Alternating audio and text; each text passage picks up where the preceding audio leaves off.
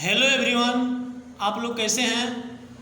उम्मीद करते हैं कि आप लोग अच्छे होंगे। तो चलिए आप लोगों को मैं आज से क्लास 10 का फिजिक्स जो भौतिक है, प्रकाश संबंधित प्रकाश परावर्तन के नियमों को हम पढ़ाने जा रहे हैं। प्रकाश परावर्तन क्या है, इसके बारे में मैं प्रकाश लाइट चैप्टर आप लोगों के बीच प्रस्तुत कर रहा हूँ। चलिए इसे बारी बारी से देखिए। तो बात आती है प्रकाश की। तो प्रकाश किसे कहते हैं, प्रकाश किसे कहते हैं। तो प्रकाश के बारे में सबसे पहले हम बताएंगे आपको। प्रकाश वह बाह्य भौतिक कारक है जिसकी उपस्थिति में हम किसी भी वस्तु को देख सकते हैं।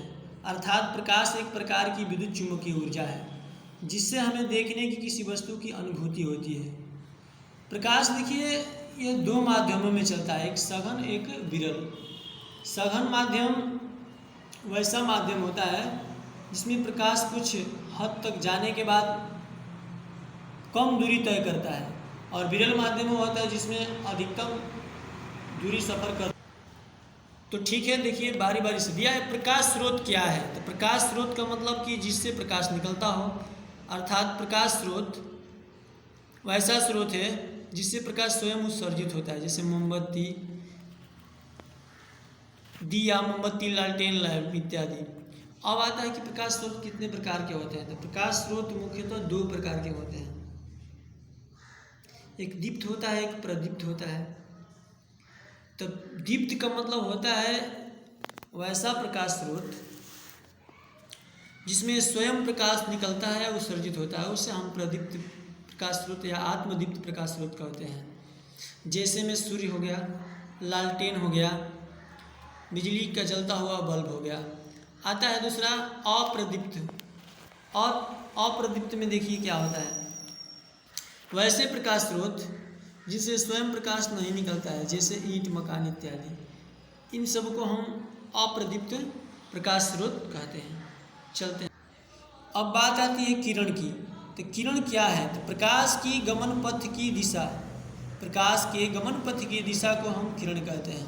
मतलब जहाँ से वो गमन करने लगे वहीं किरण कहलाती है।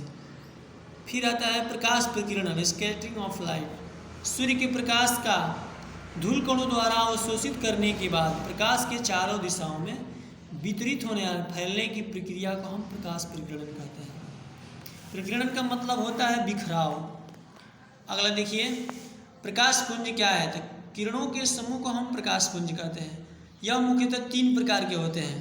पहला दिया अपसारी प्रकाश पुंज, समांतर प्रकाश पुंज, अभिसारी प्रकाश पुंज।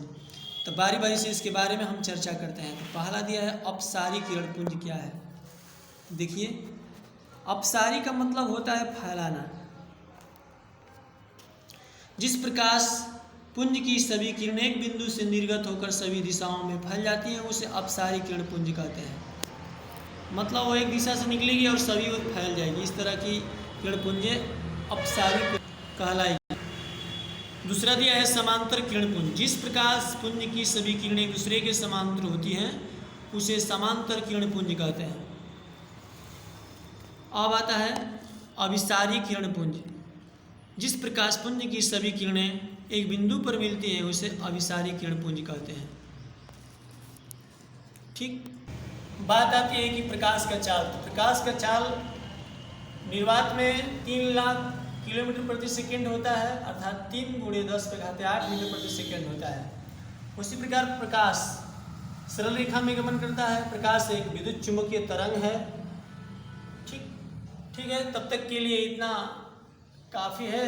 अगले वीडियो में मैं इसको और डिटेल बताता हूँ। Okay, thanks.